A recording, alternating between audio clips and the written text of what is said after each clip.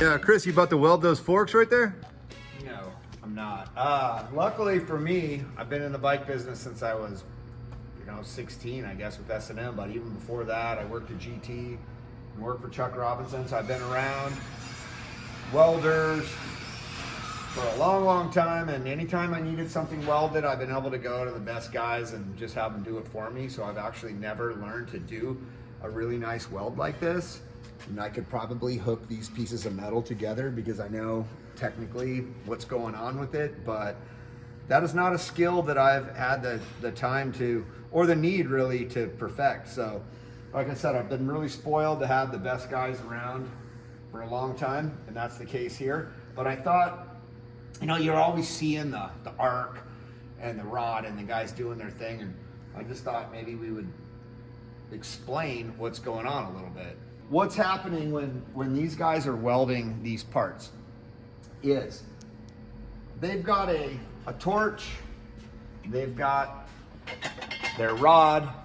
Those are the two main things that you're seeing. So the guy's got his rod in one hand and he's got his torch in the other hand. So what's happening with this TIG welding is what it's called, TIG, tungsten inert gas welding.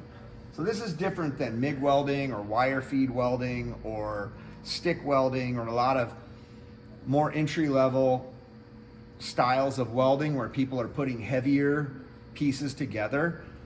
TIG welding is very precision oriented. It's a lot more difficult. It's a skill that takes a long time to really perfect.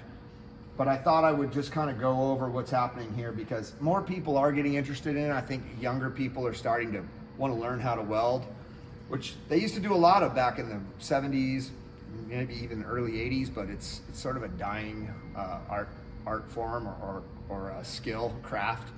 So basically what's happening here is you start with a couple pieces of metal. So like on this fork, for instance, you've got the leg, you've got the steer tube. Now you've done the best job you can to put these two pieces together tightly, but with a little bit of the edge knocked back so that you have a little bit of a gap in here.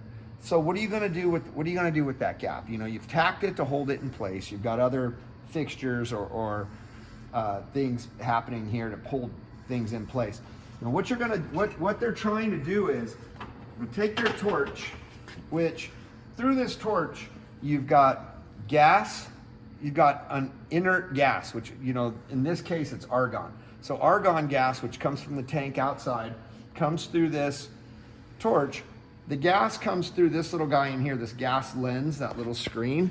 The argon gas comes out and it's creating a barrier around this tungsten, which is it's a rare material that people discovered a long time ago, and its properties allow it to basically take electricity, which is the other thing that's coming into this torch. The electricity is coming through here, and the electricity, which is coming out of the welder, that's basically what the welders are doing, is they're pumping electricity through this torch, through a foot pedal right here. The foot pedal is controlling the electricity that's coming through the tungsten, which is, it has to be kept really sharp. Now your electricity is coming out of there and it's creating heat. The inert gas, inert as in the tungsten, the argon, basically shields it, so there's no oxygen or any other gases in this area which can create a chemical reaction. So an inert gas does not create chemical reactions. So basically you're in this little bubble being created by the argon coming out and the electricity is coming out. Now what are you going to do with that electricity? Well, you take the electricity and you get it close to the two materials that you're trying to put together, and then you take your filler material, which is a rod, which comes in a lot of different diameters. It also comes in different types of material. So you figure out what kind of material you want, what diameter you want for this particular joint, and you're filling that gap with your filler material, but you're also melting the material on both sides of the seam and then filling it with the rod as you go, and you have to feed that thing through your hand as you go. And each time you dab it into the puddle, you're creating a bead. So you need a consistent bead, and you also need to get the right amount of heat. And you can tell on this part, for instance, he's got the right amount of heat because the rainbow looks the way that you want it to look. So the rainbow tells you if your heat is correct, and then the bead, you know, clearly you can see that the bead is consistent, and you've got enough filler material in there to hold this whole thing together. And if this thing were welded too hot, it would be gray and just kind of cooked. If it were too cold, it would have its own look as well. So those are all the things that you're trying to do here. So you've got electricity creating heat, you've got argon gas shielding the whole work area, and then you've got your desired filler material coming in, and all of these things have to be done correctly to get the welds that we see here. So as far as the TIG welding goes, the tungsten inert gas, you got to keep your tungsten sharp, and you have to, you know, replace it as it wears out. And you have to pick the right rod, and you have to just have a very consistent, very smooth style welding these things. So it's not easy. I can tell you that right now. It's not easy. So Rodrigo, I think I'm sitting at Rodrigo's. Maybe that's probably Rodrigo's workstation right there. Mm-hmm. He's been here since the shop opened in 1999. And prior to that, he worked at GT for probably 10 years, which was down the street before they kind of closed up their shop. And he's got a lot of experience. And you got to have your welder set up correctly. You got to be on the foot pedal. Got a lot of things going on, but I don't know, maybe that's kind of a long-winded explanation, but that's what's going on here. So on the topic of welding, we were talking about the argon gas, which is the inert gas which shields the whole work area and keeps any chemical reactions out of it by shielding the oxygen or anything else that's in the air. That argon gas, in this case, comes from this tank, which gets filled up probably, what do you think, weekly? Yeah, or every other. Yeah, we can check the tank, you know, 20%. So we have 20% in the tank right now, so it's probably going to get, I would imagine this thing probably get filled up tomorrow. Prior to doing this, we used to have the big tanks that look like torpedoes, and a lot of shops will have those. They roll them around on carts. You can get a 6-pack, you put them on a cart, and you roll the carts in. You got to unscrew them, screw them back in. It's not very efficient. We did that for quite a few years until we invested in this system where we have the permanent tank here, which is larger, and then we've plumbed it. You can see that we've plumbed it into the building, and we've plumbed it straight into the wall right here. We drilled a hole in the wall, plumbed it in here, and then it comes through these copper lines and then goes across and goes all the way to every single workstation. So then the argon gas is just being plumbed down to each person's workstation, so we never have to stop working. Like prior to this, if your little torpedo or your 6-pack ran out and you were in between breaks and lunch or whatever, that was it. You had to stop working. So this has been a really good investment, and that's when you see the big truck that comes in here and fills this thing up. That's what's happening. While we're standing out here, this guy here is our air compressor, which again, like the old 6-packs of torpedo tanks that we used for argon, we used to have small compressors in the building. They were loud. We invested in a really nice one here. I think this thing is German, actually, and we've had it for a long time. It works great. We plumbed this into the building as well, so this runs a lot of the machines, the clamps, the vices on the saws, the vices on the mills. People blow the chips out of the vices and mills, that way they don't mar the surface of the material. When they clamp down with chips in there, you can blow them out. So all of our compressed air is coming out of here, and again, we plumb that into the whole building, and you know, you run your filters and everything here to keep the air dry. And another thing on the argon tank, which is really cool, that James actually pointed out and I forgot to mention, but it is a really cool feature, is this thing is hooked up to a phone line or an internet line, which comes in right over here, and alerts the supplier that the supply is, I think, 10%. When this can gets to 10%, then it alerts their office. They send the truck out here on their daily route. The truck comes by and fills it up. So we don't even have to call these people and tell them about the tank being low like we used to. This is automatically being sent to them via the internet. But this has bit us in the ass before when the internet's gone down. That has happened a few times. So if that does happen, somebody just needs to kind of keep an eye out. Like I said, we're at 20%. We get to 10, we really need the guy to come by. So this is a liquid, and then as it comes through here and gets pumped into the building, it warms up and it becomes a gas. And then the guys use that. And they can control the flow of that gas to the way they prefer it through their gas lens, which I mentioned earlier, which helps disperse it in a different way. They can turn it up, turn it down, depending on the type of part that they're welding or how they prefer it to flow. So just, more information about gases and air, being plumbed into the building. So another thing I think is interesting about welding are the different types of helmets that people use. So basically, there's a few things going on when you're welding that have happened to me over the years when I've sat down to learn TIG welding. One, if you touch that tungsten to the part, you don't have things grounded properly, you can touch that tungsten to the part and get shocked. That's happened to me before. The other thing is, you can't see what you're doing.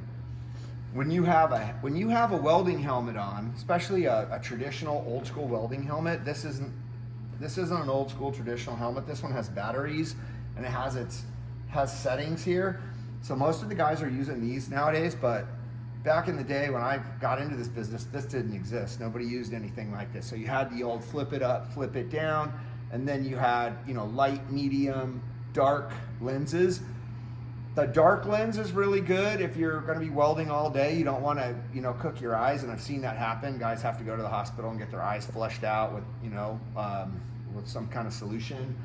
If you arc it up when the helmet's up and you're looking at it, and it'll fry your eyes for a minute. But with these high-tech newer helmets with the batteries, they'll leave them on, and they can see through this lens.